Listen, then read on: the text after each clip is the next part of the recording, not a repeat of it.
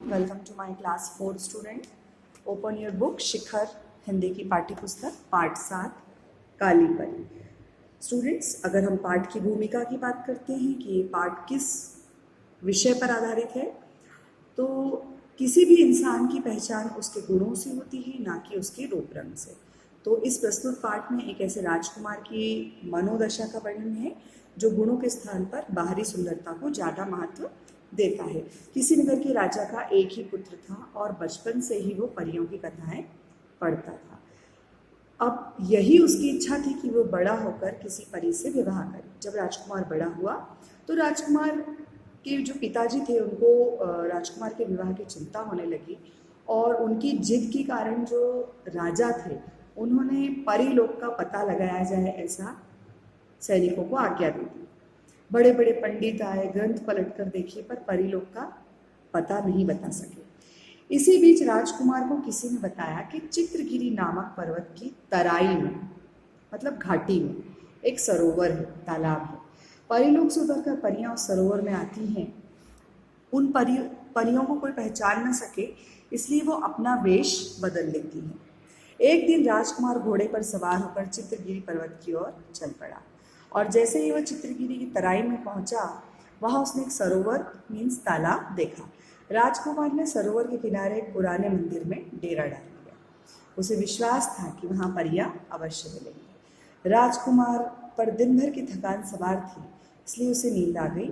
उसने रात में स्वप्न में देखा कि एक लड़की सरोवर के किनारे बैठी है।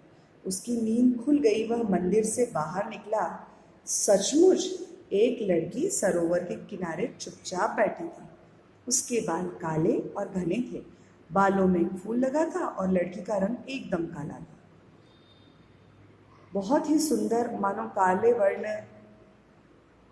कलर के पत्थर पर एक कोई मूर्ति गढ़ दी हो जैसे। इस टाइप की वो आप यहाँ चित्र में भी देख सकते हैं कि इतनी सुंदरता उसमें थी, परंतु उसका रंग जो था वो काला था। राजकुमार ने लड़की के समीप जाकर पूछा, तुम कौन हो? लड़की बोली, मेरा नाम कजली है। राजकुमार ने कहा, तुम तो परी हो ना, अब तुम अपने असली रूप में आ जाओ। कजली ने कहा, मैं तो वनवासी हूँ, मैं परी नहीं हूँ। राजकुमार ने उसकी बात पर विश्वास नहीं किया। उसने समझ लिया कि यही परी है। वह कजली को घोड़े पर बिठाकर अपने साथ महल ले आया।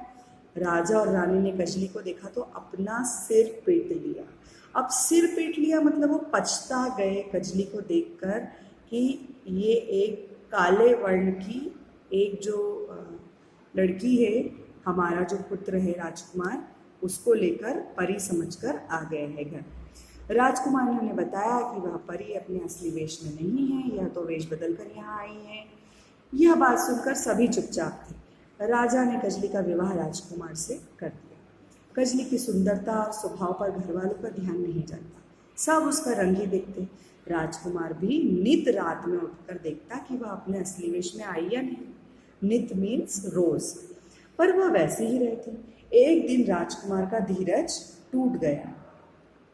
धीरज मीन्स सब्र। उसने क्रोध में कहा, कजली, आज मुझे अपना असली रूप दिखाओ, आखिर कब तक तुम थकती रहोगी? कजली हंस पड़ी। उसने कहा, अभी नहीं, कार्तिक माह की पूर्णिमा को देख लेना। यह बात सब जगह फैल गई कि कार्तिक माह की पूर्णिमा को परी अपना असली रूप दिखाएगी। कार्तिक माह की पूर्णिमा को नगरवासी राजमहल के बाहर जमा हो गए। सब इंतजार कर रहे थे, परी आज अपना असली रूप दिखाएगी। बहुत देर हो गई। राजकुमार जब अंदर गए, उन्होंने कजली को यहाँ वहाँ देखा, पर कहीं उसका पता नहीं था। राजकुमार को याद आया कि परियां अपना परिचय इसी तरह देती हैं और फिर सदा के लिए चली जाती हैं, वे हाथ नहीं आती। स्टूडेंट्स, इस लेसन में एक ऐसे राजकुमार की मनोदशा का वर्णन करा गया है जो मन से सिर्फ परियों की कहानी पढ़ता था, परीलोक पर विश्वास रखता था। तो जब वो चित्रगिरी नामक पर्वत की तराई में खुद एक लड़की से मिलता है, तब उस लड़की को भी वो परी समझता है। हालांकि उस लड़की में कई गुण होते हैं, पर राजकुमार के साथ साथ जो महल के और राजा और रानी रहते हैं, उनका भी ध्यान उसके गुणों पर न जाकर केवल रंग पर जाता है। तो इस कहानी से हमें यह शिक्षा मिलती है कि कभी भी इंसान की पहचान उसके गुणों से होती है ना कि उसके रंग रूप और वर्ण से। ठीक है बेटा, तो आई होप आप सभी को ये लेसन बहुत अच्छा लगा हो। Read it home also. Thank you so much student.